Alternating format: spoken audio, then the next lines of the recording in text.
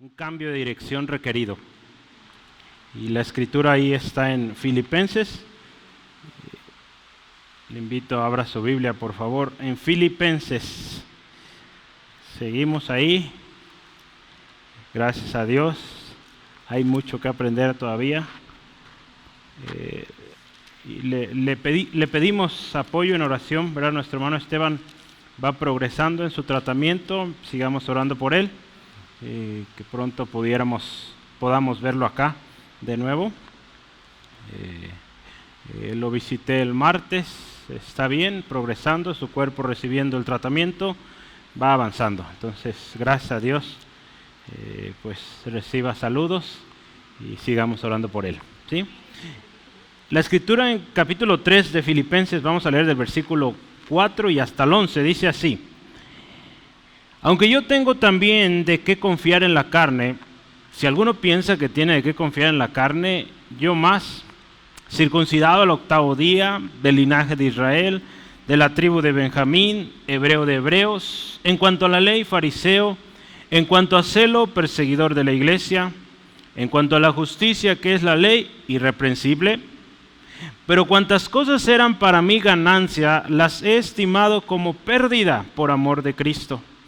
Y ciertamente aún todas las cosas como pérdida por la excelencia del conocimiento de Cristo Jesús, mi Señor, por amor del cual lo he perdido todo y lo tengo por basura para ganar a Cristo y ser hallado en Él, no teniendo mi propia justicia que es por la ley, sino la que es por la fe de Cristo, la justicia que es de Dios por la fe, a fin de conocerle y el poder de su resurrección y la participación de sus padecimientos, llegando a ser semejante a Él en su muerte, si en alguna manera llegase a la resurrección de entre los muertos.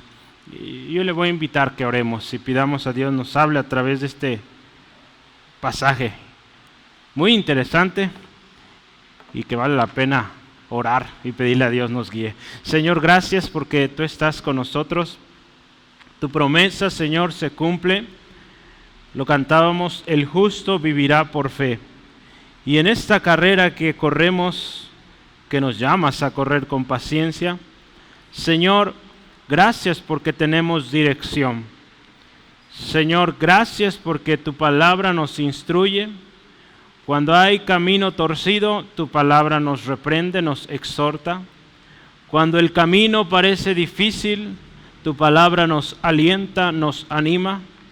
Ayúdanos, Dios, a que hoy en esta tarde tu palabra una vez más nos hable, de acuerdo a nuestro entendimiento, de acuerdo a la necesidad propia de cada uno. Háblanos, Señor. Oramos por nuestro hermano Esteban. Sigue fortaleciendo su cuerpo, su organismo completo, Señor. Gracias por la obra que has comenzado ahí y creemos que tú estás en control. Gracias, Dios, por mis hermanos que hoy están aquí, escucharán otros más tarde, háblales. Y gracias, Dios, porque nos has dado gozo, el gozo que hoy tenemos de tener tu palabra y estudiarla, en el nombre de Jesús. Amén.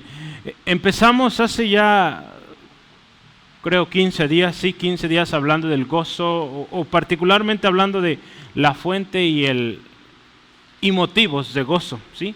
Entendimos que la fuente del gozo en el cristiano es Jesús. Motivos para estar contento, para estar gozoso, pues hay muchos, ¿verdad? Hablamos varios ahí. Y después, la semana pasada hablamos de enemigos del gozo.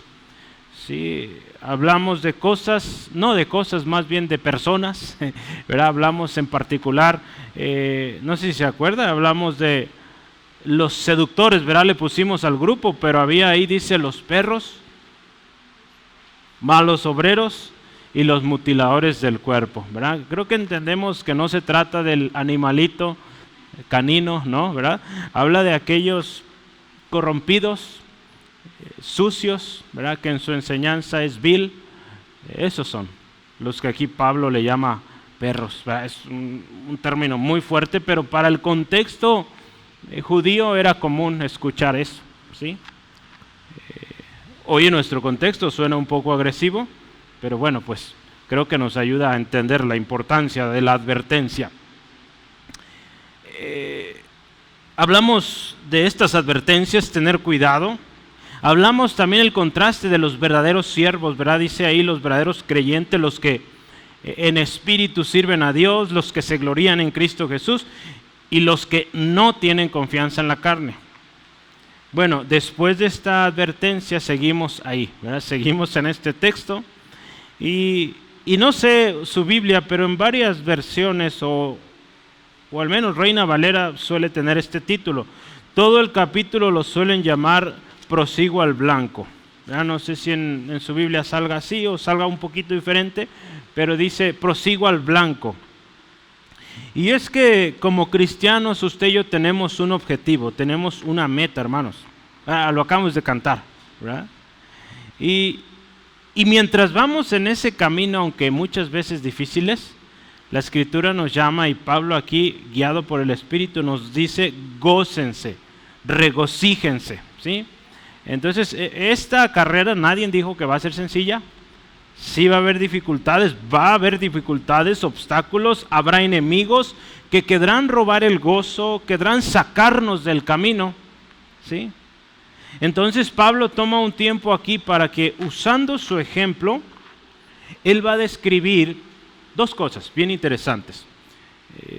Dos cosas o tres, ¿verdad? Vamos a ver ahorita que avancemos. Pero mire, primero nos va a hablar Pablo de una dirección incorrecta, o sea, alguien que va caminando mal. ¿Y sabe quién era ese alguien? Él mismo, pero cuando se llamaba Saulo, ¿verdad? Entonces habla un poquito de él, quién era Saulo, ¿sí? Y después vamos a hablar de un cambio de dirección, un cambio de motivación, un cambio de enfoque, ¿sí? Y de eso vamos a hablar hoy. Sí, al final de cuentas la idea es que veamos ese cambio de dirección y en qué consiste esta dirección que Pablo tomó y que nos insta a nosotros. Para el contexto donde Pablo vivía, hermanos, Saulo, escucha esto, Saulo sería un ejemplo de cómo no ser un cristiano, Saulo. Y Pablo, ¿verdad? El que tuvo un encuentro con Jesucristo, sería el ejemplo ideal para una vida cristiana, ¿sí? Una vida cristiana bien vivida, donde el gozo permanece y el destino final está asegurado, ¿sí? Entonces yo creo que hoy nos va a servir los nombres que tenía Pablo, ¿verdad? Antes de su encuentro con Cristo era conocido como Saulo de Tarso. Después de que tuvo encuentro con Jesucristo, Pablo. Entonces vamos a hablar como esas dos partes de la vida de Pablo, ¿sí? Y vamos a encontrar, ¿verdad? ese cambio de dirección. Y cómo ese cambio de dirección representó pues la gloria, la bendición, el propósito cumplido para este hombre llamado Saulo, que después ahora es Pablo. Y yo quiero empezar el primer subtema, y es que vamos a hablar primero de una dirección incorrecta, ¿sí?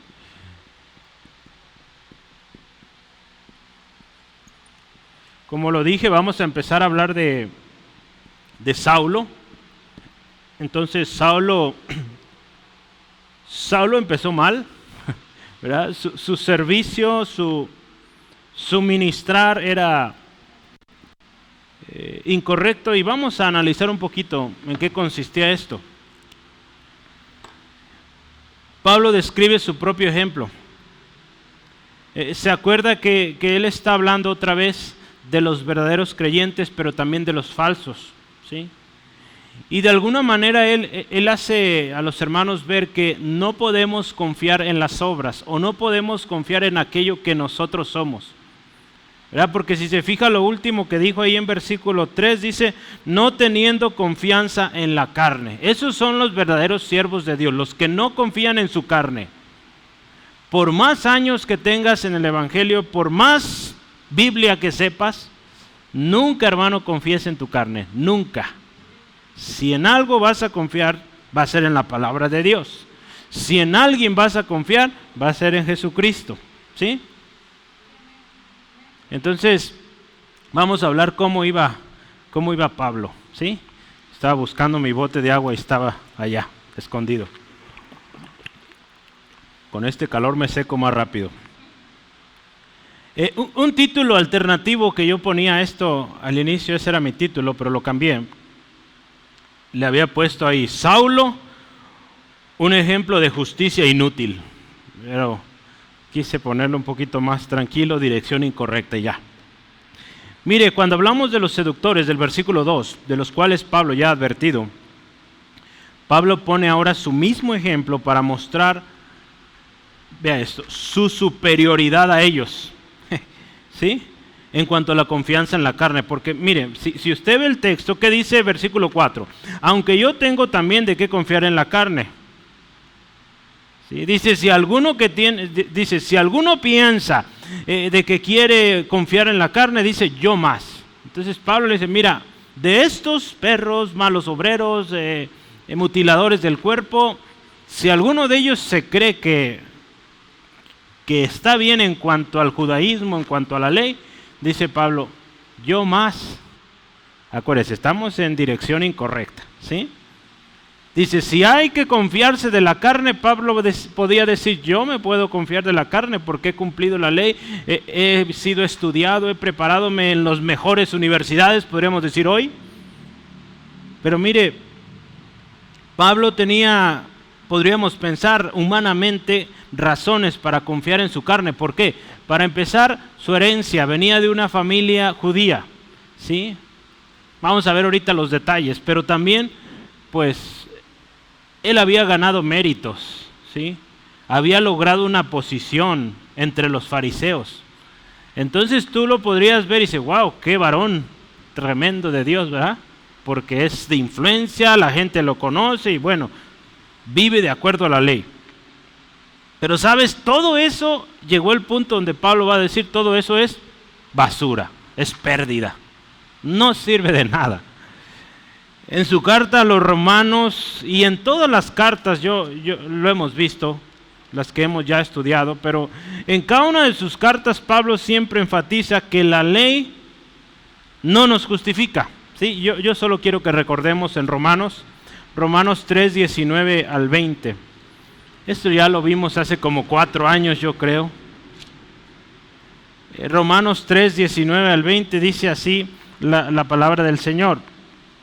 Pero sabemos que todo lo que la ley dice, lo dice a los que están bajo la ley, para que toda boca se cierre y todo el mundo quede bajo el juicio de Dios.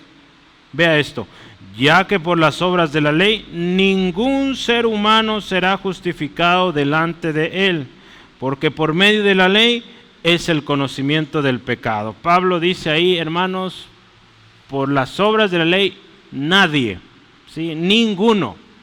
Entonces, ni para qué querer volver a esto.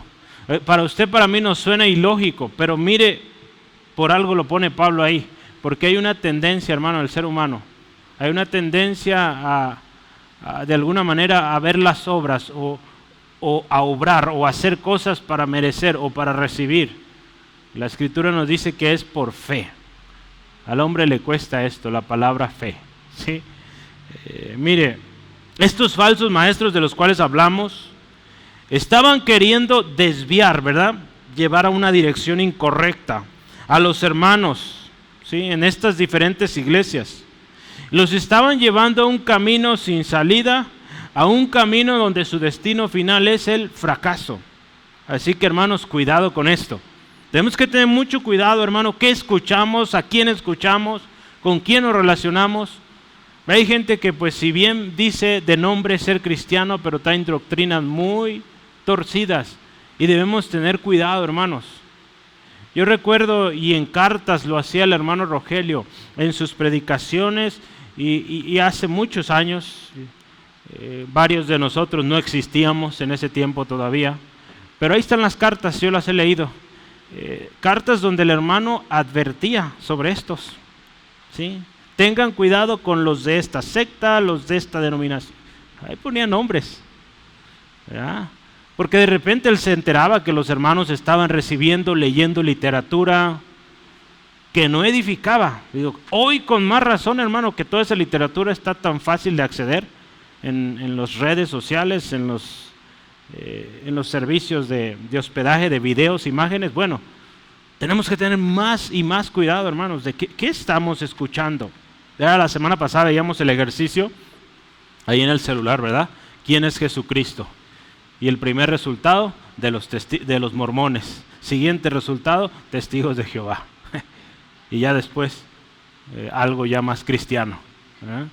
Está serio, hermano. Entonces tenemos que ser muy cuidadosos. Así que mire, yo quiero hablarle de 7 cosas que Pablo podía decir. Yo de esto tengo confianza, ¿verdad? Cuando él dice, si se trata de la carne, yo tengo de qué confiarme. Y quiero que usted lo vea, porque quiero que usted vea cómo se ve alguien que va en dirección incorrecta.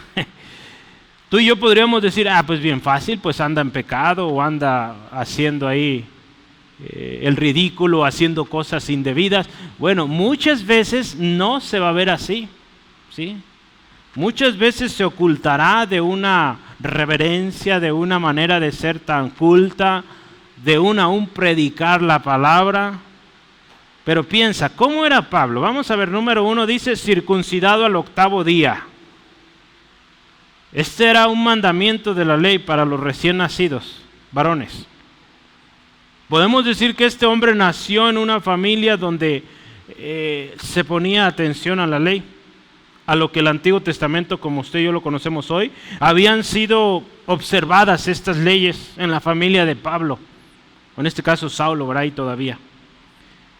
Esta precisión al cumplimiento de la ley le colocaba en un lugar privilegiado, hermano. Dentro de las familias israelitas, no todos habían cumplido con esto, ¿sí? No todos. Pablo en su familia, sí lo habían cumplido. ¿Por qué no todos? Porque muchos migraban a otros lugares y a veces por circunstancias diversas no lograban el 8º día y quizá después lo hacían. O a otros ni siquiera lo hacían. Entonces, dentro del pueblo de Israel, Pablo, su familia era considerada pues una familia que iba de acuerdo a la ley. La segunda cosa que dice ahí, del linaje de David. Del linaje de David. ¿Sí? Usted dice sí y no es cierto, dice del linaje de Israel. Ay, hermanos, ¿están leyendo o no? síganme, yo me equivoqué. Número 2, dice del linaje de Israel. Entonces también aquí es otra cosa bien interesante, porque no se trataba de un extranjero convertido al judaísmo, no. Pablo era parte del pueblo de Dios, porque mire, dentro también de las leyes que Dios dio al pueblo de Israel, hay reglamentos o hay requerimientos para si un extranjero quería convertirse. Si un extranjero quería ser parte del pueblo, tenía que someterse a la ley, a las fiestas y bueno, todo lo que el pueblo de Israel tenía, ¿sí? Pero Pablo no era de esos, él era nativo, él era de Israel, ¿sí? ¿Y quiénes son los de Israel? Pues la escritura en Romanos 9, 4 al 5 dice, son de los cuales son la adopción, la gloria, el pacto, son a los que les llegó la ley, el culto, las promesas, de quienes son los patriarcas. De los israelitas viene Abraham, Jacob y ¿quién más? Isaac, ¿verdad? ¿Sí o no? Los cambié el orden, ¿verdad? Los estoy acá cachando a ver si están poniendo atención. Abraham, Isaac y Jacob, las 12 tribus, ¿verdad? Vienen de Israel, ¿sí? Entonces de ese pueblo viene Pablo, ¿sí? De estos dice, o en el pueblo de Israel vino Jesús. Entonces, si podemos, ¿verdad? Imagínense, Filipos, ¿se acuerda dónde está Filipos? Filipos está muy lejos de Jerusalén, para empezar, ¿sí? Entonces, y ahí en Filipos, aquellos que eran del pueblo de Israel, wow, mira, él es israelita de verdad. Era como algo reconocido. Digo, yo personalmente y aún en mis ambientes de trabajo, los que tenemos de alguna manera pues formación cristiana,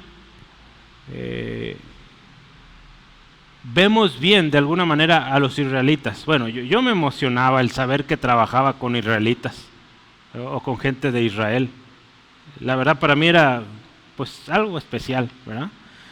Más que he trabajado con gente de muchos países, pero de Israel era era algo especial. Entonces, Pablo era parte de ese linaje, ¿sí? ¿Qué más dice? Número 3. Ya vimos, número 1 dice circuncidado al 8º día, entonces era un judío.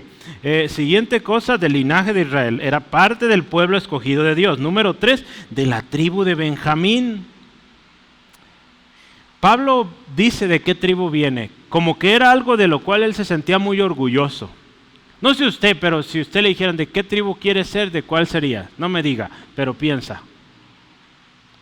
Si dices de la que venía David, Judá, pues piénsale bien, porque Judá hizo cosas horribles, ¿sí? Entonces, pero bueno, Pablo se sentía orgulloso de ser de la tribu de Benjamín. Benjamín fue el más chico, ¿verdad?, de los hijos de Jacob. Pero sabes, fue un hijo especial para Jacob. ¿Por qué? Fue su último hijo, claramente, pero también fue hijo de la mujer que él amaba, Raquel. ¿Sí? ¿Sí? Entonces Raquel tuvo 2 hijos, José y Benjamín. Y con Benjamín, pues Raquel murió. Entonces de alguna manera había un aprecio especial. Pero vamos más allá de esto. ¿Sabes? Saúl, el primer rey de Israel, venía de la tribu de Benjamín. Y creen muchos que creo que esta era la mayor razón de orgullo para Pablo, de que él venía de la tribu donde vino el primer rey del pueblo de Israel, Saúl. Y si vemos su nombre, Saulo, probablemente de ahí venía, ¿verdad? Entonces quizás su nombre fue dado en recordatorio a Saúl, el primer rey de Israel. No sabemos, pero era un motivo de orgullo ser de la tribu de Benjamín. ¿Qué sigue adelante? Dice, número 4, ¿verdad? Vamos, hebreo de hebreos. Bueno, otra cosa que también era muy reconocida, hermano, entre el pueblo de Israel, era aquellos que hablaban hebreo. Aquellos hablantes nativos, ¿sí? Nativos, que de nacimiento aprendieron hebreo. Porque mire, hay una cosa bien interesante. Aunque Pablo fue nacido en Tarso, ¿verdad? Porque es Saulo de Tarso. Tarso estaba en Cilicia, en otro lugar. Pero aunque nació allá, su familia lo había mandado a estudiar o a ser formado en Jerusalén. A Jerusalén, perdón. La escritura ahí en Hechos 22, versículo 3, habla que fue enseñado por un rabino muy reconocido llamado Gamaliel. Entonces vean las credenciales de Pablo. Ya se está dando cuenta con quién estamos o de quién estamos hablando, de alguien muy preparado, de alguien que dentro de los círculos religiosos era excelente. De hecho, mire, el hebreo era un lenguaje en aquellos tiempos, un lenguaje de hecho sagrado, ¿sí? Entonces entre el pueblo o el común no hablaban hebreo. El hebreo era usado para las cosas sagradas. Entonces vea, Pablo habla hebreo. Entre el pueblo en aquel tiempo hablaban o arameo o griego, ¿sí? Era el lenguaje del pueblo. De hecho, el lenguaje en el que está escrita la Biblia, digamos la que se ha usado a través de la historia, fue en un griego, le llaman koiné. O sea, koiné significa común o del pueblo. Entonces, cuando la Biblia se hace disponible a la gente, pues lo escriben en un lenguaje que todos hablan. No lo iban a poner en latín, ¿verdad? Porque el latín sabían solo los sabios y entendidos. Y tristemente, ¿verdad? Lo volvieron al latín, ¿verdad? Creo que fue la Vulgata. Es una versión que usó la Iglesia Católica. Y pues, ¿qué hacían con eso? Solo los sacerdotes podían leer la Biblia porque estaba en latín. Y aquí en México, hermano, todavía quizá a nuestros abuelos les tocó eso, que ellos iban a la misa y les daban la misa o la enseñanza en latín. ¿Qué dijo? Amén, ¿sabe? ¿Verdad? Gloria a Dios por la versión Reina Valera y otras que hay en español. Hoy usted y yo podemos leer la Biblia y entenderla. Pero mire, Pablo, por su lengua también era alguien reconocido, hebreo de hebreos. Siguiente, vamos, ¿qué número 5, verdad? En cuanto a la ley, ¿qué dice? Fariseo. Entonces Pablo era fariseo, había adoptado la secta del fariseísmo. Dentro del judaísmo había fariseos, había saduceos, digamos, eran los más conocidos o los más predominantes. Esta secta, hermano, era muy estricta y pocos estaban ahí. Pablo era uno de ellos. Le voy a decir un poquito de los fariseos. Los fariseos, como su nombre lo indica o significa, son los separados. Ellos estaban profundamente comprometidos con la religión pura. Algunos creen que se formó en el siglo II antes de Cristo. Y la idea de este grupo era mantener una relación de pacto con Dios. Mire, acuérdese, si usted ve la Biblia desde sus inicios, cuando empieza el pueblo de Israel, una tras otra, ¿verdad? Dios les daba promesas, obedecían, les iba mal, pero eran tan prontos para alejarse que venía el juicio, venía el oprobio, venía el cautiverio, ¿verdad? Así es el pueblo de Israel y así somos nosotros también. Pero mire, ¿qué hizo este grupo? Dijeron, mire, ya hemos aprendido suficiente con nuestros antepasados, una tras otra. Entonces vamos a hacer un sistema tan riguroso que no nos salgamos de ese pacto, que no nos salgamos de obedecer la ley. ¿Qué hicieron? Agregaron un montón de mandamientos más con el propósito de no salirse. El problema es que cayeron en las obras, ¿verdad? Se enfocaron en las obras, se enfocaron en cuidar que se hiciera tan rigurosamente que despreciaban a los demás que no eran como ellos, ¿sí? Por eso eran tan exhortados, tan de alguna manera condenados por el mismo Señor Jesucristo, ¿verdad?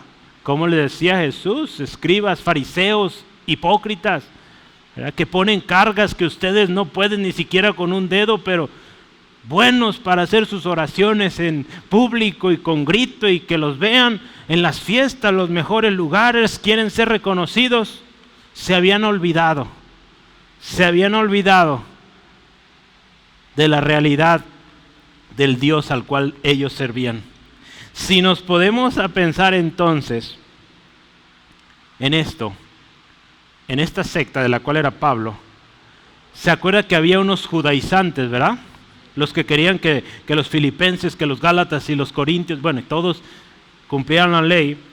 Ninguno de esos podía decir que era más que Pablo. Entonces Pablo tenía de qué confiarse. Ok, tú vienes enseñando la ley, mira, yo te puedo enseñar más la ley que tú, ¿verdad? Porque Pablo conocía muy bien, fue entrenado por los mejores maestros. Pero mire, vamos a la sexta cosa aquí. En cuanto al celo, ¿qué dice? Perseguidor de la iglesia. Otra cosa, mire, el celo que tenía Pablo con respecto a la ley lo llevaba a perseguir a todo israelita que había ido en contra de la ley. Porque él consideraba a los cristianos como detractores de la ley. Y él los perseguía en un celo tremendo. ¿Cómo es posible que siendo israelitas, siendo del pueblo de Dios, ustedes estén aceptando esta doctrina? Él así veía esto, ¿sí?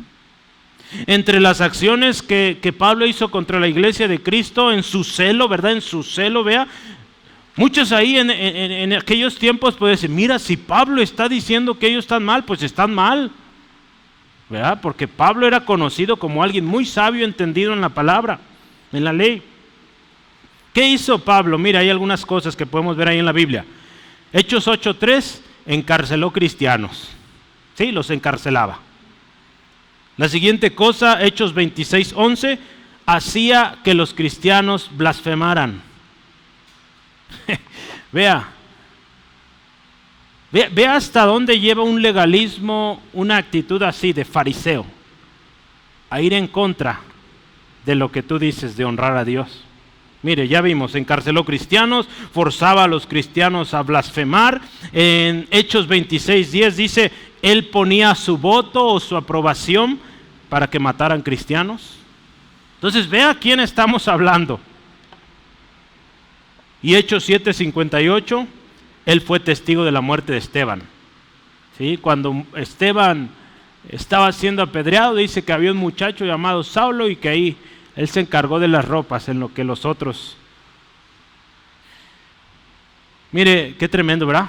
Este es Pablo, pero en una dirección incorrecta. Que para muchos podía decir, bueno, este hombre está sirviendo a la ley, matando a aquellos que van en contra de la ley. ¿sí? Pero es algo, a mí me llamó la atención algo, porque al menos la Biblia no registra esto, de que Pablo haya matado a alguien. Dice que estuvo de acuerdo, que dio su voto, eso lo vemos en la Biblia, en los textos que le di, dice que dio su voto, estuvo presente. Pero mire, en la providencia de Dios, Dios usó ese celo que tenía Pablo tremendo por la ley para cuando vino a Cristo, ¿sí? Como le digo, es interesante que dice ahí que nunca, bueno, al menos la Biblia no dice que haya matado a algún cristiano, pero es interesante, ¿no? Que Dios lo haya guardado de eso. Digo, si es así tal cual la historia, algún día yo creo, si nos acordamos, podremos preguntarle, oye Pablo, que yo creo que ya no tendrá importancia, de hecho no tendrá nada de importancia. Solo si somos curiosos y se nos permite ser curiosos, que no creo que va a haber tiempo de esas cosas, pero bueno, yo tengo muchas dudas, pero he dicho, las escribiré. Digo, no, ¿para qué?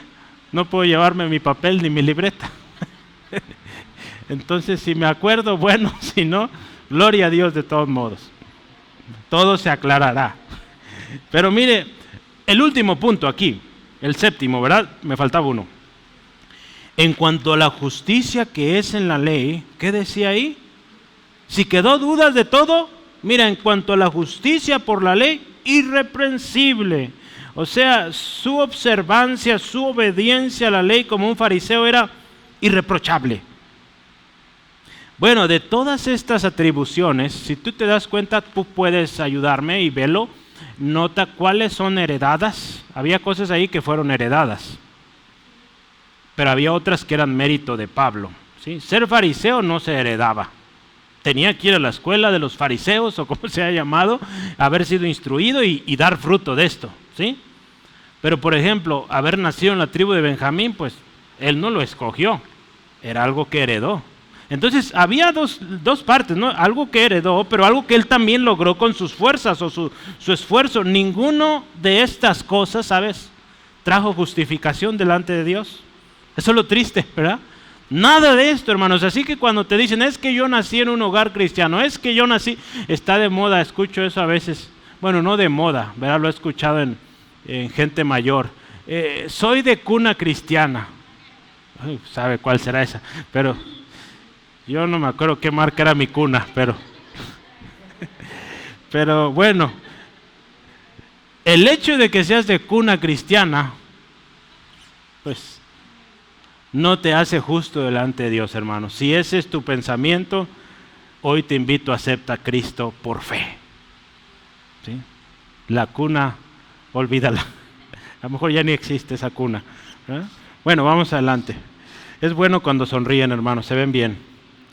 Para Saulo, mira hermano, para Saulo, escucha esto, para Saulo estos méritos, ¿sí? Estos méritos, él decía, pues son válidos, ¿verdad? Para él esos méritos, decía, estos méritos son los que yo necesito delante de Dios. Para él eso era la ganancia, ¿verdad? Él decía, pues esta es mi ganancia, yo he hecho todo esto, vengo de tal familia, fui enseñado por el mejor maestro. Bueno, pero fue hasta el momento en que este hombre, Saulo, tuvo un encuentro con Jesucristo, se dio cuenta de, ¿sabes qué? Nada sirve eso. Se dio cuenta que de nada servía todo aquello, hermano.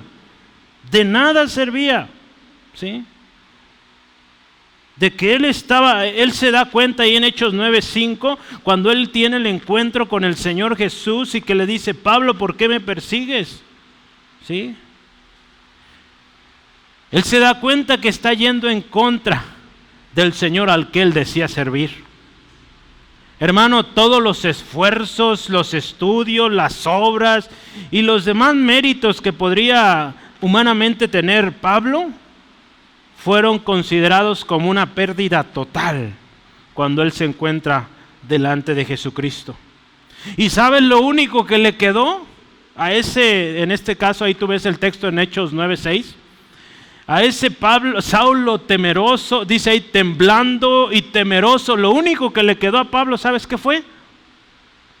Señor, ¿qué quieres que haga? De nada le sirvió todos sus estudios, de nada le sirvió su ¿qué sería? Procedencia, ¿sí? de quién había nacido, de qué tribu era. No, de nada sirvió eso. Cuando se encontró frente al Señor Jesucristo, lo único que fue es humillarse delante de Él y reconocer que Jesucristo es el Señor. Y le dice, ¿qué quieres que haga? Eso es hermoso, hermanos, como un encuentro con Cristo, hoy no se trata de eso el tema, pero como un encuentro con el Señor Jesús cambia todas las cosas. Por eso debemos orar, hermano, que como iglesia, como individuos, como familias, tengamos un encuentro con el Señor Jesús.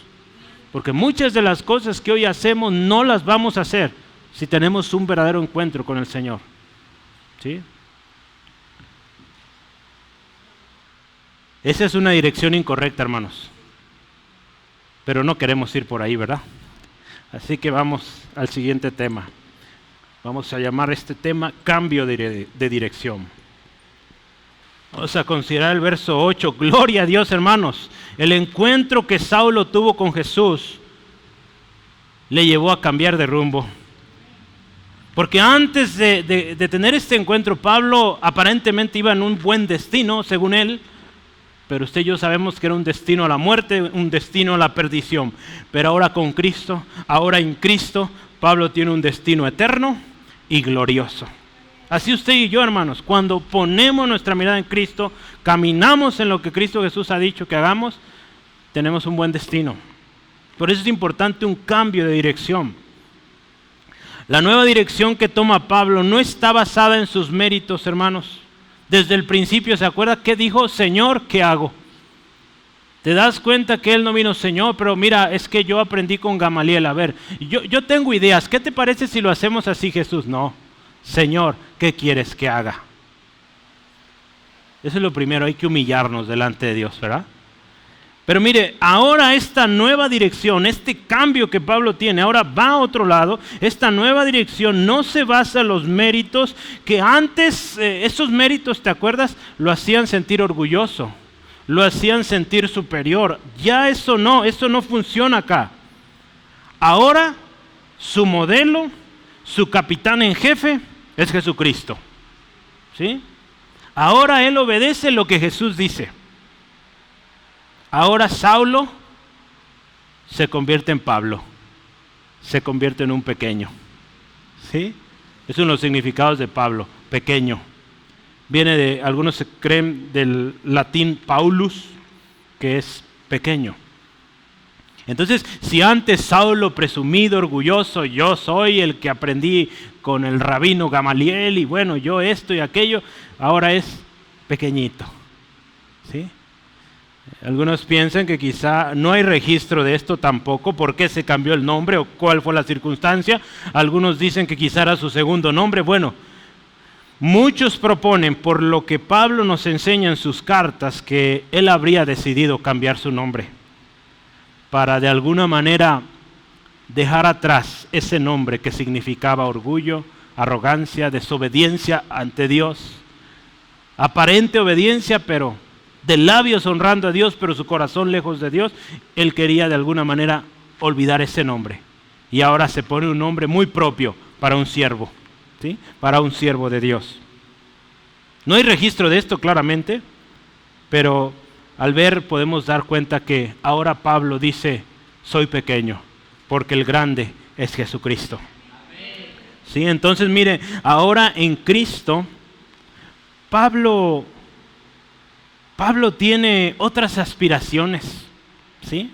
Ahora no busca ser el fariseo más reconocido, tomar el puesto de Gamaliel. No, ya, eso ya pasó. Él tiene una nueva dirección, hay un cambio de dirección en su vida. Su vida pasada es cosa perdida. Ahora va en busca de algo mucho más valioso, algo que es eterno, algo que es glorioso. ¿Y qué cosas él busca acá? Yo anoté 3 cosas. Primero ahí en el texto, versículo 8, ve conmigo por favor, dice, y ciertamente, dice, aún, ¿verdad? Después de explicarles todos esos atributos, credenciales, que muy pocos tenían, dice, aún estimo, dice, todas las cosas, esas cosas pasadas, como pérdida. Número 1 dice, por la excelencia del conocimiento de Cristo Jesús. Vamos a ver esto, por la excelencia del conocimiento de Cristo. Dice, todo aquello ay, es basura, es pérdida. Hay algo más importante. Hay una excelencia de conocer a Cristo. Pablo persigue ahora esta excelencia que está en conocer a Cristo. La Biblia de las Américas dice el incomparable valor de conocer a Cristo Jesús. Hermano, no se puede medir esto, conocer a Cristo, ¿sí? Porque usted y yo nos esforzamos cada día y queremos, ¿verdad? Y lo cantamos aún, que queremos conocer a Jesús, porque no lo conocemos completamente. Cada día nos es revelado algo más en la palabra, a través de nuestro diario vivir encontramos más como es nuestro Señor Jesús, pero no lo vemos completamente como Él es, solo hasta que estemos en su presencia. Y habrá cosas que tampoco sabremos aún allá, porque Él es eterno, Él es perfecto, ¿sí? Entonces no podemos saber todo sobre Jesucristo. Pero mire, Pablo dice, ahora yo persigo esto, quiero conocer más y más a aquel que me salvó, aquel que me ayudó a cambiar de dirección. La palabra de Dios para todos dice el bien supremo de conocer a Dios, de conocer a Jesús, perdón. Pablo consideraba como basura todos sus logros de la vida pasada, hermano. Ahora él desea llegar a conocer a Cristo y por eso él podía decir en Filipenses 1:21, para mí el vivir es Cristo, ¿sí? No hay otra cosa más importante que conocer a mi Jesús. Y al conocer a Jesús, pues lo proclamaba, lo llevaba a otros para que otros se juntaran con él para conocer a Cristo. Hermano, Steven Lawson dice, conocer a Cristo es salir de la religión y entrar en una relación personal con Él como Señor. Lo siguiente que él dice, conocer a Cristo significa mucho más que simplemente conocerlo intelectualmente o históricamente. Hoy mucha gente conoce a Jesús como alguien o un personaje grande en la historia. Mucha gente intelectualmente conoce más de Jesús que usted y yo, hablando de palabras. Pero no se trata de eso, hermano, se trata de una relación personal con el Señor Jesucristo. Lo último que dice este autor es que conocer a Cristo, hermano, significa conocerlo experiencial, o sea, por experiencia propia, íntima y personalmente, ¿sí? Eso es realmente conocer a Jesús, ¿sí? Si alguien te dice, yo conozco a Jesús, y ves una vida desordenada, vacía, no conoce a Jesús. Conocer a Jesús causa cambios en nuestra vida, pero cambios genuinos, ¿sí? Entonces, esa es la meta ahora de Pablo, conocer a Cristo. Cuando Jesús está orando allá con el Padre, en Juan 17, Él en su oración dice, y esta es la vida eterna, que te conozcan a ti y que conozcan también a Jesucristo, a quien has enviado, ¿sí? Juan 17:3, ¿sí? Esa es la vida eterna, hermano, que conozcamos al Dios verdadero y a Jesucristo, a quien el Padre envió. Porque si tú y yo lo conocemos, hermano, pues llegaremos a su presencia y nos va a dar la bienvenida. Bien, buen siervo fiel, en lo poco fuiste fiel, sobre mucho te pondré. Pero si no conocemos a Jesús, ¿qué va a decir Él también? No los conozco. Apártense de mí, hacedores de maldad. Entonces, el bien supremo, el bien eterno es conocer a Cristo, ¿sí? Por eso existe esta invitación constante a la gente a conocer a Cristo, la invitación constante a la iglesia, hermanos. Hermano, hay que conocer a Jesús, hay que conocer a nuestro Señor. Hermano, para Pablo conocer a Jesús es el bien supremo. Sus palabras en Filipenses 1:23 reflejan que él dice, su mayor anhelo, dice, es estar con Cristo, ¿sí? Dice, para mí, si me dan a escoger, yo prefiero estar con Cristo. Dice ahí, de hecho, si usted se fija en el texto, dice, es muchísimo mejor, ¿sí?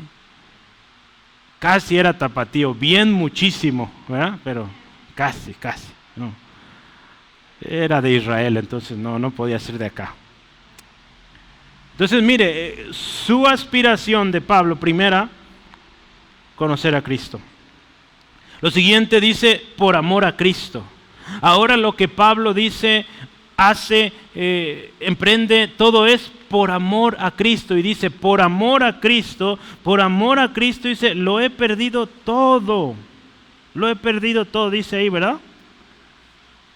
Por amor del cual, dice, lo he perdido todo. Ahora vive para Cristo y lo que hace, lo hace por amor de Cristo. Sus privilegios, su posición, sus recursos, su reconocimiento, dice, todo perdido a la basura por amor a Cristo. ¿Quién es el que le llamó ahora a trabajar para algo de peso eterno? Lo que Pablo estaba haciendo no servía de nada, hermanos. Pero ahora lo que Pablo está haciendo tiene un peso tremendo. Y tal efecto tiene eso que hoy usted y yo tenemos la Biblia. Tenemos la palabra de Dios donde nos enseña que somos justificados pues por la fe. ¿Sí? Tenemos paz para con Dios. ¿Sí? Entonces, ve el peso de lo que ahora Pablo está haciendo. Yo creo que él no se imaginaba el impacto, hermano, de esto. Seguir a Cristo, hermanos, es negarnos a nosotros mismos, tomar nuestra cruz cada día y seguirle. Lucas 9:23. Pablo entendía que por amor a Cristo, él tenía que despojarse, hermanos, de todo eso, de todo lo anterior, ¿verdad? De posición, de privilegios, de orgullo, todo eso que había logrado en su vida pasada. Ahora él tenía que tomar una nueva credencial o una nueva dirección. ¿Cuál es? Ahora es siervo de Jesucristo. Y si tú ves sus cartas, Pablo, siervo de Jesucristo, a la iglesia, a Timoteo, a Tito, a Filemón, ahora ya él no es el fariseo o el rabino Saulo, no, ahora es siervo de Jesucristo. ¿Verdad? Pablo, siervo de Jesucristo. El pequeño, siervo de Jesucristo, ¿verdad? Si lo traducimos.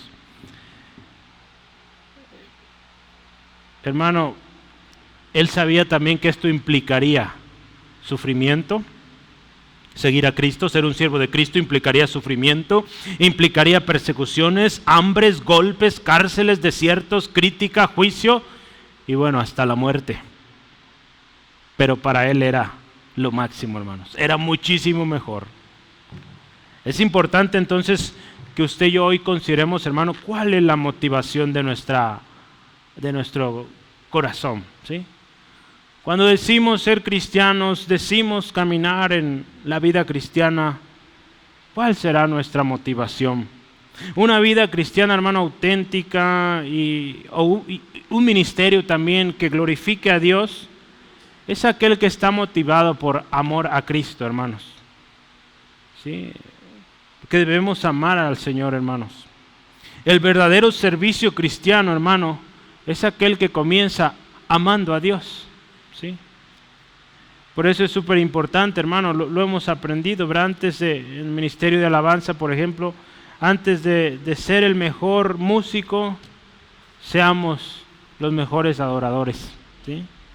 Ser esos adoradores que adoran en espíritu y en verdad. En Juan capítulo 4 yo quiero que veamos este pasaje. Jesús está hablando y habla de este verdadero servicio. Juan 4, 19 al 21. ¿Sí es este? Déjenme ver, espérenme. No. Denme un segundo. O sí es, pero... Ahí está hablando de la mujer samaritana, pero... No es, mire, casi. Pero no, es primera de Juan. Si ya lo había escrito, nomás póngale primera. Primera de Juan, lo corrijo para que si algún día alguien lee esto, no batalle.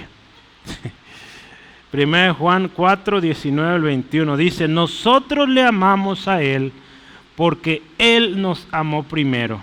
Y escucha esto, si alguno dice yo amo a Dios y aborrece a su hermano, es mentiroso. Y los mentirosos no entran al reino de los cielos, ¿se acuerda? Pues el que no ama a su hermano, a quien ha visto, ¿cómo puede amar a Dios a quien no ha visto? Y nosotros tenemos este mandamiento de Él: el que ama a Dios, ame también a su hermano. Bueno, el servicio auténtico por amor va a ser uno que empieza amando a Dios, ¿sí? Entonces, bueno, así de simple, punto. Un autor en cada expresión que dice así, que es una verdad, escribe literalmente punto, ¿verdad? Y aparte el punto también. Bueno, si lo pone así está bien, usted sabrá, ¿verdad? Lo último dice, para ganar a Cristo, ¿verdad? Dice, ahora mi intención es ganar a Cristo. La vida pasada es pérdida, pero ahora la nueva vida en Cristo es ganancia, ¿sí? En el estudio, de alguna manera, de la teología bíblica, hay una frase que se usa en esto: la ganancia a través de la pérdida, ¿sí? Y esto lo enseñó Jesús. En varias de las historias que Jesús enseñó, hermanos, Él enseñó la ganancia a través de la pérdida. ¿Cómo está eso, verdad? Lógicamente, hablando financieramente, eso como que no hace sentido. Pero vamos a verlo primero. Mateo 19, 21. Lo voy a leer. Voy a ir rápido en esto porque son 5 versículos. Mateo 19, 21 dice así: Jesús dijo, si quieres ser perfecto, anda, vende todo lo que tienes, dalo a los pobres y tendrás tesoro en el cielo, y ven y sígueme. Ahí nos habla primero de la pérdida de los tesoros terrenales, asegura una bendición o ganancia espiritual. Si seguimos ahí en el texto, Mateo 19, 29, dice así: y cualquiera que haya dejado casas o hermanos o hermanas o padre o madre o mujer o hijos o tierras por mi nombre, recibirá 100 veces más y heredará la vida eterna. Ahí habla de abnegación, ¿sí? Es una inversión provechosa, ¿sí? Y hay otro más, la paradoja espiritual. Te lo voy a mostrar en Marcos 8:35. La paradoja espiritual, Marcos 8:35. Ve esto. Porque todo el que quiera salvar su vida, la perderá. Y todo el que pierde su vida por causa de mí y del Evangelio, la salvará. Ve esto, hermano, muy contrario a lo que en el mundo, ¿verdad?, predomina. Entonces vea, otro más, Marcos 9:35, la humildad lleva a la exaltación.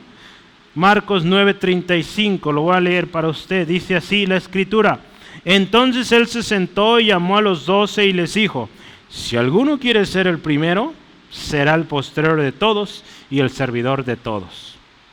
Marcos 9:35. Último, la vida viene a través de la muerte. Vea, todas estas cosas para la mente carnal humana no tienen ningún sentido, pero lo tiene todo en Cristo, ¿sí? Porque te despojas de lo terrenal, sigues a Cristo y lo habrás ganado todo. Juan 12:24, la vida a través de la muerte. Juan 12:24 dice así: de cierto os digo, que si el grano de trigo no cae en la tierra y muere, queda solo. Pero si muere, ¿qué pasa? Lleva mucho fruto. Un principio que está en la misma naturaleza. Para que ese grano produzca muchos granos, tiene que morir, ¿sí? Hermanos, el gran premio, escucha esto, el gran premio del cristiano es estar con Cristo, ¿sí? ¿Por qué te digo esto? Porque la Biblia lo dice, ¿verdad? Pero yo quería encontrar un pasaje que digo, refuerce esto. Lo voy a decir otra vez, mira, el gran premio del cristiano es estar con Cristo. Y esto, ¿sabes dónde lo vamos a ver? En muchos lados lo vamos a ver, pero lo vamos a ver, ¿sabes dónde? En el primer mártir, Esteban. Ahí en Hechos 7 del 55 al 60, Hechos 7 relata todo el martirio y bueno, la defensa de Esteban y luego su muerte. Pero mira, algo que resalta en estos últimos 6 versículos es esto: que él, cuando ya está ahí lloviéndole las piedras, dice que Esteban, lleno del Espíritu Santo, vio al Padre y al Señor Jesucristo. Y le dice, Padre, ahí voy, ¿verdad? Bueno, se ve en su rostro glorioso, ¿verdad? Bueno, no dijo Padre, ahí voy, ¿verdad? Eso hubiera dicho yo, pero quiero que usted vea qué dice. Digo, no le estoy añadiendo, ¿verdad? Es parafrasear, pero vamos a verlo para que no se queda y luego usted lo comparte así y no. Él pide que el Señor le tome, ¿verdad? Pero vamos a verlo ahí. Hechos 7.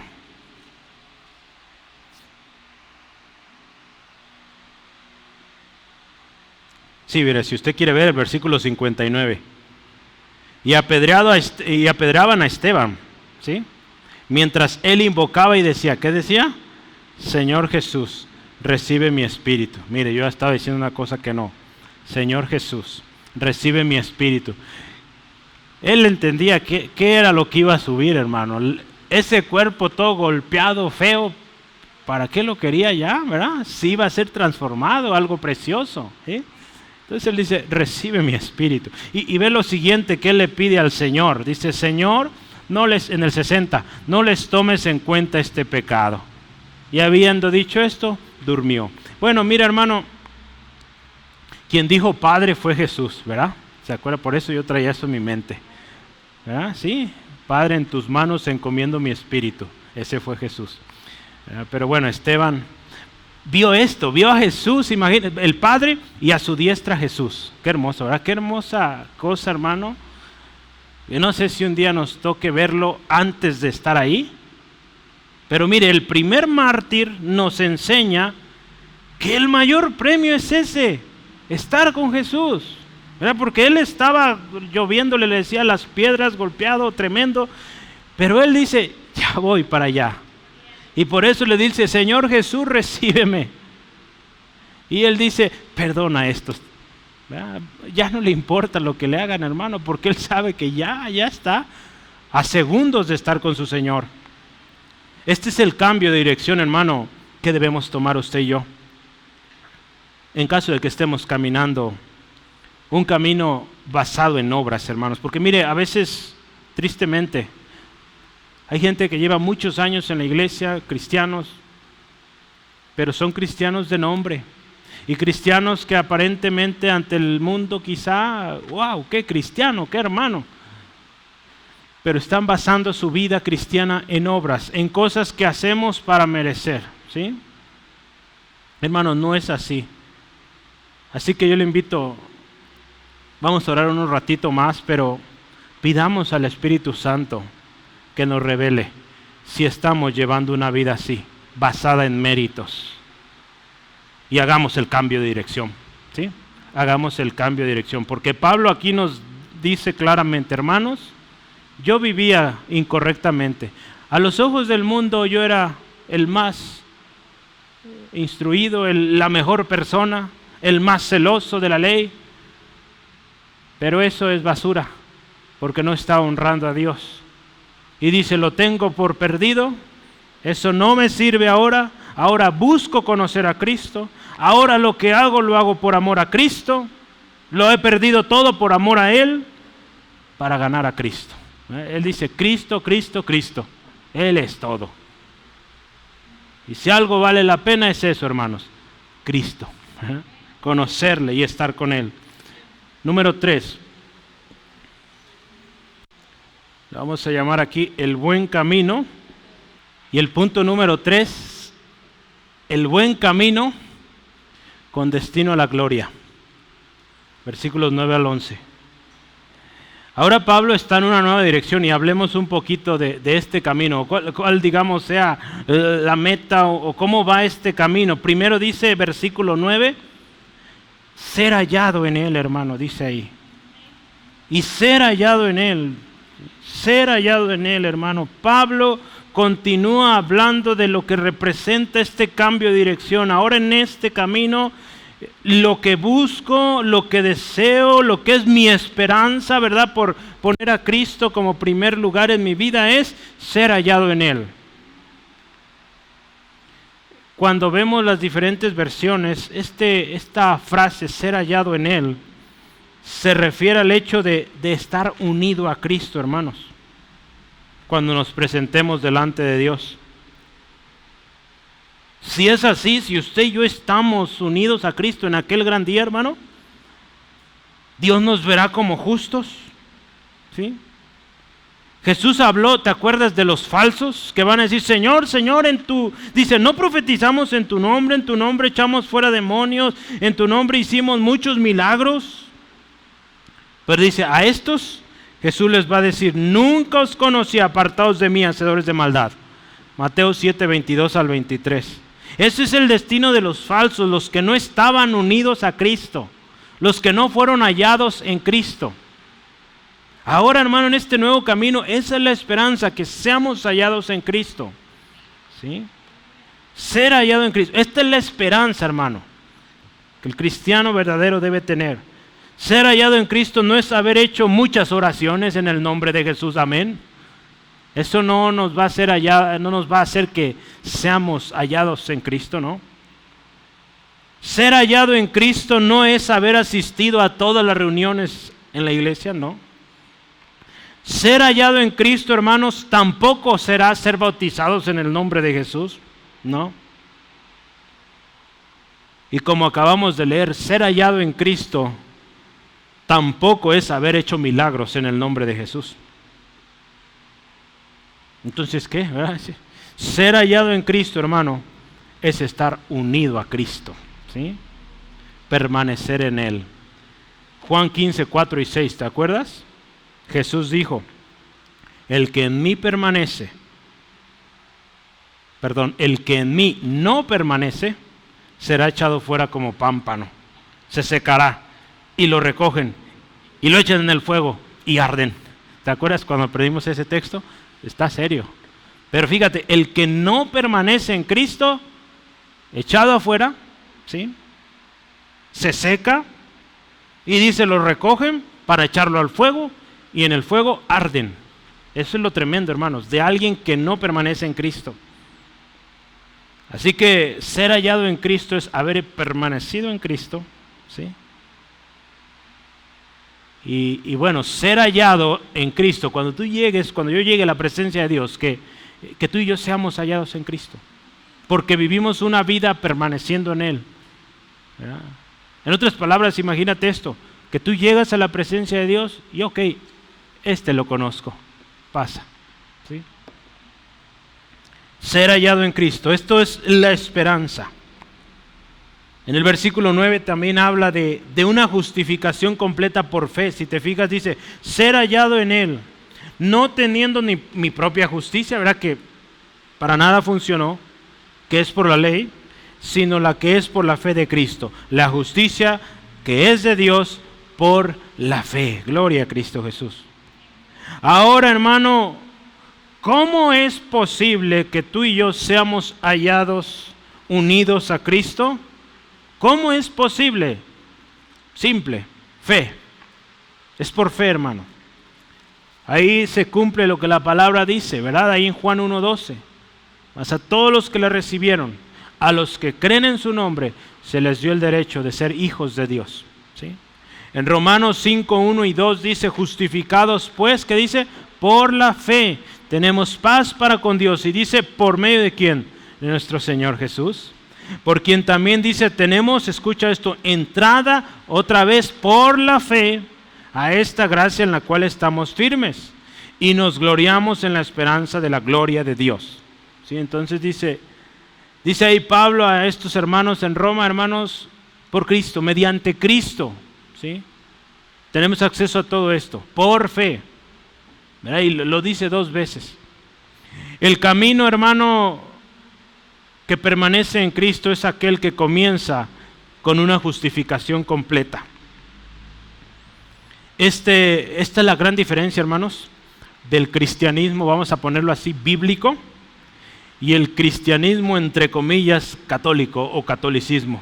Porque si tú fijas las estadísticas, en muchos lugares, este país es cristiano, y no hay ninguna iglesia cristiana, pues es que es católico, ¿verdad? Y a veces en algunas casas estadistas o de estadística, el catolicismo lo toman como cristianismo, ¿verdad? Digo, es su manera de categorizar. Pero la gran diferencia entre el cristianismo verdadero y el cristianismo falso, ¿qué es? Mira, el cristianismo bíblico verdadero ve la justificación como una obra completa. Romanos 5:1, justificados pues por la fe. Tenemos paz para con Dios. Listo. Justificado por la fe. Paz con Dios. Muy bien, listo. No es un proceso, hermanos. Es un hecho que marca un antes y un después. Punto. ¿Verdad? Otra vez, ahí ponle, punto. ¿Sí? La justificación del cristiano es un hecho, no un proceso. Porque mira, el catolicismo ve la justificación como un proceso. Por lo tanto, el catolicismo ve necesarias las obras durante la vida y aún después de la muerte. Mira todo esto que hacen para sacar las almas del purgatorio y todo ese rollo. Es eso. No creen en la justificación por fe. Ellos ven las obras para justificarse. Y esta concepción de la justificación no es bíblica, no está en la Biblia. ¿Verdad? Porque, hermano, no es inalcanzable. La Escritura sí nos dice, por las obras nadie puede ser salvo. Entonces, pues ni para qué movernos por ese camino. El catolicismo, el cristianismo católico romano ve la justificación como un proceso. ¿Sí? Si mezclamos, mire, aquí hay algo tremendo. Si mezclamos la justificación con la regeneración, que es lo que hace el catolicismo, resulta en que la salvación sea un proceso de toda la vida. Pues imagínense. Y nunca llegan a ser salvos. ¿Sí? De ganar y ganar mayor justicia a través de la gracia de los sacramentos, ¿verdad? Los sacramentos que hay. Y solo así ellos creen tener la vida eterna. No es así. El predicador George Whitefield, hermano, él decía esto. Escucha, me gustó mucho cómo decía él.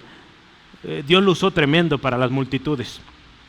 Somos justificados solo por fe. ¿Ok? Las buenas obras tienen su lugar. Las buenas obras justifican nuestra fe, pero no nuestra persona. En otras palabras, mira, las obras dan a conocer o revelan que tú eres salvo, ¿verdad? Que tú eres salvo, que tú eres creyente en Jesucristo. Las obras no te salvan. Las obras van a justificar quién eres, ¿verdad? Pero no te justifican delante de Dios, no. ¿Sí? Entonces ve. La fe, dice Stephen Lawson, la fe es volverse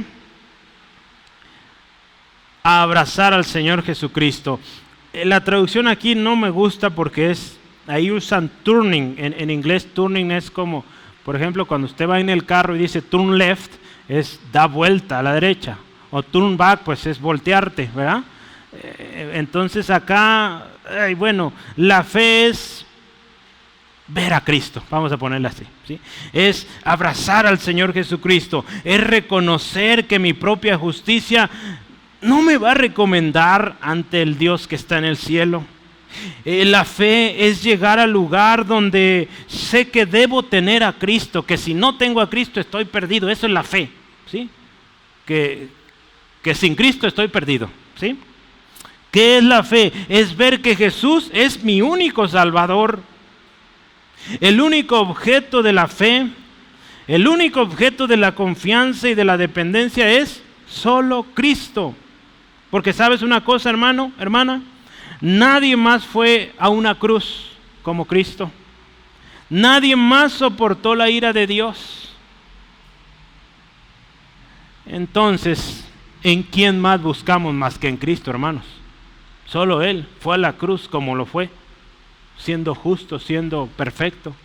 Solo Él recibió la ira de Dios por el pecado, hermanos. Ese momento donde el Padre se aparta, ¿verdad? Cuando dices, Padre, ¿por qué me has desamparado? Ese momento, imagínense cómo ha de ser. Usted y yo no hemos experimentado eso. Jesús lo experimentó. ¿Cómo no creer en Él, hermano? Lo último que Pablo aquí termina este texto, dice en versículo 10, a fin de conocerle, ¿verdad? Lo repite porque es algo que él anhela, hermanos. Pero ¿cómo quiere conocer a Jesús? Dice, y el poder de su resurrección y la participación de sus padecimientos, dice, llegando a ser semejante a él en su muerte, si en alguna manera llegase a la resurrección entre los muertos. Pablo termina y habla de su nueva prioridad. Él quiere conocer a Jesús y lo hace hablando de algunos aspectos que vale la pena pensar en estos momentos para cerrar. Él dice, yo quiero conocer a Jesús en su resurrección.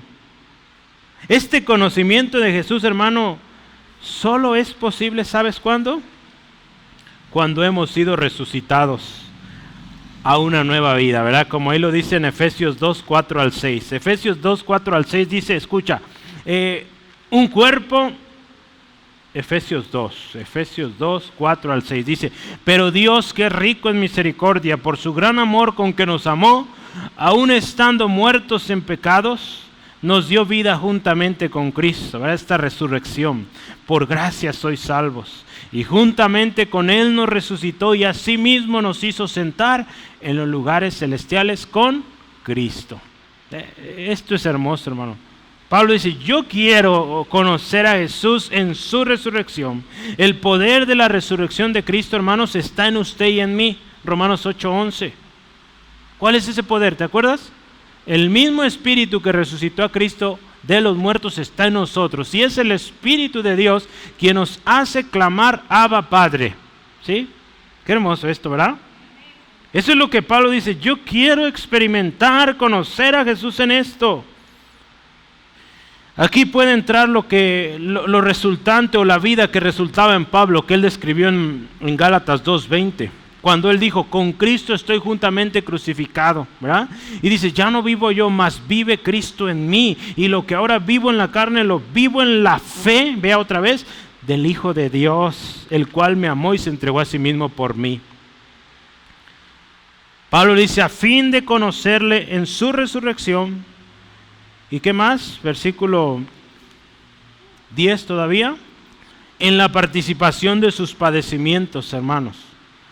Pablo comprende que en cuanto más conoce a Jesús, ¿sí?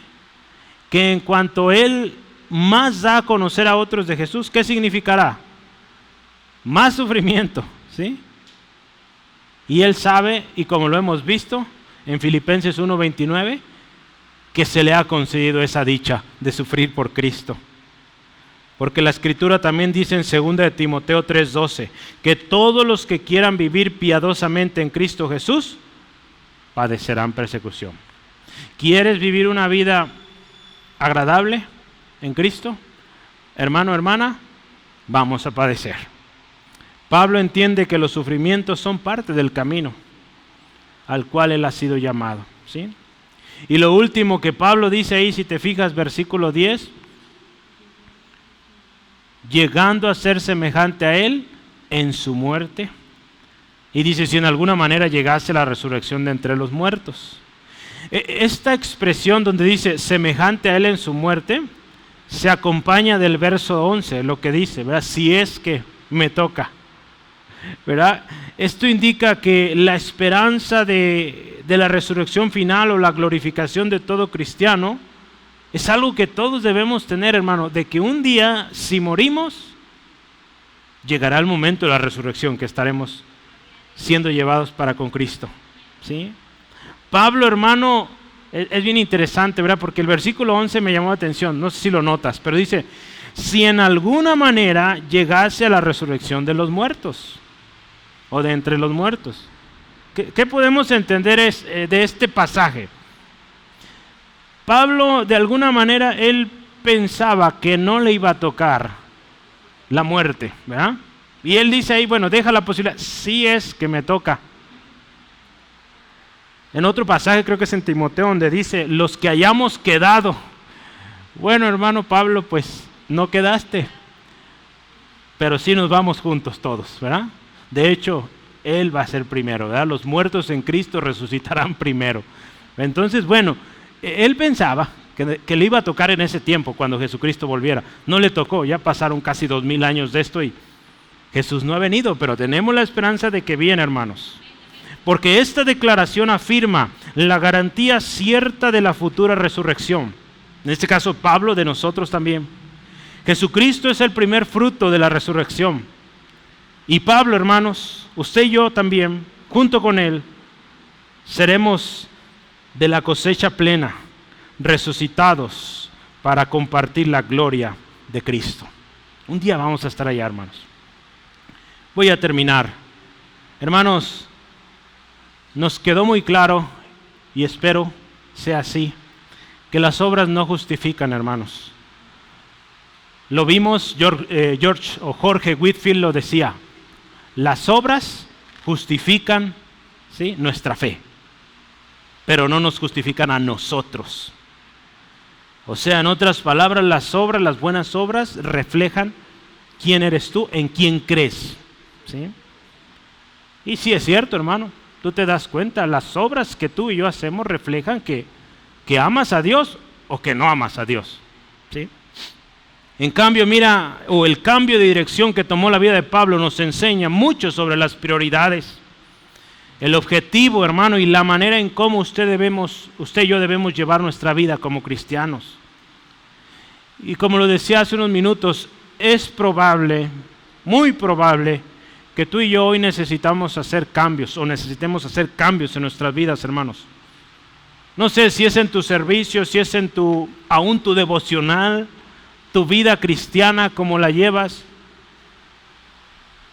Es probable que necesitemos un cambio. Y si Dios hoy nos habla de un cambio requerido, hay que orar y decir, Espíritu Santo, ¿qué necesito cambiar en mi vida? ¿Verdad? Porque a veces, le decía hace unos momentos, tenemos las motivaciones incorrectas. Hay gente que dice, es que yo hago esto porque si no me quitan del ministerio o me dejan de dar la oportunidad de servir. Hermano, eso no debe ser. Amamos a Dios y por eso servimos, no por estar en un lugar o no estar, ¿no? Recordemos que Jesús dijo que la vida eterna es que conozcamos al Padre y a Jesucristo, a quien Él envió.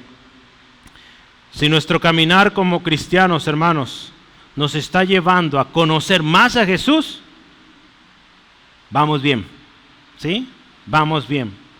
Pero si es lo contrario, necesitamos un cambio. Y un cambio, yo te invitaría, hoy hagámoslo, hermanos, ¿sí? Si tu caminar con Cristo te lleva a conocer más en su resurrección, como decía Pablo, te lleva a conocer más en sus padecimientos, porque cuando padecemos, conocemos más a Cristo, ¿sí? Y bueno, si no, hoy estamos a tiempo para un cambio. Y yo te invitaría hoy, quisiera que hoy terminemos esta oración usando la palabra de Dios en Salmos 139, 23 y 24. Si tienes tu Biblia, abre tu Biblia, yo ya lo tengo aquí, pero abre tu Biblia y te voy a invitar que oremos así, ¿sí? El salmista decía, examíname, oh Dios, y conoce mi corazón, y pruébame, y conoce mis pensamientos, y ve si en mí o si hay en mí camino de perversidad, guíame en el camino eterno. Estamos a tiempo de hacer esta oración, porque si esperamos a estar allá en la gloria, delante de la gloria de Dios, en el juicio, ante el trono del Señor, si esperamos ese momento a hacer esta oración, hermano, lo habremos perdido todo.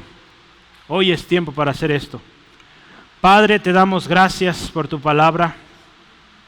Gracias, Señor, porque tu palabra hoy viene con un llamado atento, a tiempo, para hacer cambios de dirección. Señor, hoy pedimos, Padre, como lo hizo este salmista, y decimos, examínanos, Dios, conoce nuestro corazón, pruébanos, conoce nuestros pensamientos, cuáles son las intenciones, cuáles son las motivaciones para servir, para decir soy cristiano. Y Señor, ve si hay camino perverso, si hay camino de perversidad, guíanos en el camino eterno. Hoy reconocemos, Dios, que en estas áreas específicas, Dios, que tú estás mostrando, hemos buscado las obras, hemos buscado agradar al ojo humano, hemos buscado agradarnos a nosotros mismos, satisfacernos, darnos nosotros mismos la esperanza, cuando la esperanza está en ti, Jesucristo, y es por fe en ti, Jesucristo, que tenemos lo que tenemos y tendremos la vida eterna contigo, Jesús. Hoy, Señor, te pedimos perdón. Límpianos de toda inmundicia. Límpianos, Dios, de todo desvío. Y, Señor, como dice tu palabra, guíanos por el camino eterno. Porque también solos no podemos caminar por el camino correcto. Te necesitamos a ti, Señor. Necesitamos de tu Espíritu Santo que nos guíe a toda verdad, que nos enseñe, que nos recuerde tus enseñanzas, Jesucristo, para llegar al final con la frente en alto, reconociendo a nuestro Señor y que nuestro Señor nos reconozca. Señor, ayúdanos a ser hombres y mujeres comprometidos, con la mirada puesta en Cristo, siguiéndote a ti, con la meta correcta, conocerte a ti, Jesús, y con el compromiso de que conforme te conocemos más, compartamos más de ti a otros, de lo que conocemos de ti, para que otros te conozcan. Padre, gracias por esto. Bendice a mis hermanos en su retorno a casa, protégeles, que tu gracia, tu misericordia les acompañe y mañana podamos estar aquí orando, intercediendo, como iglesia, como cuerpo. Te damos gracias en el nombre de Jesús. Amén.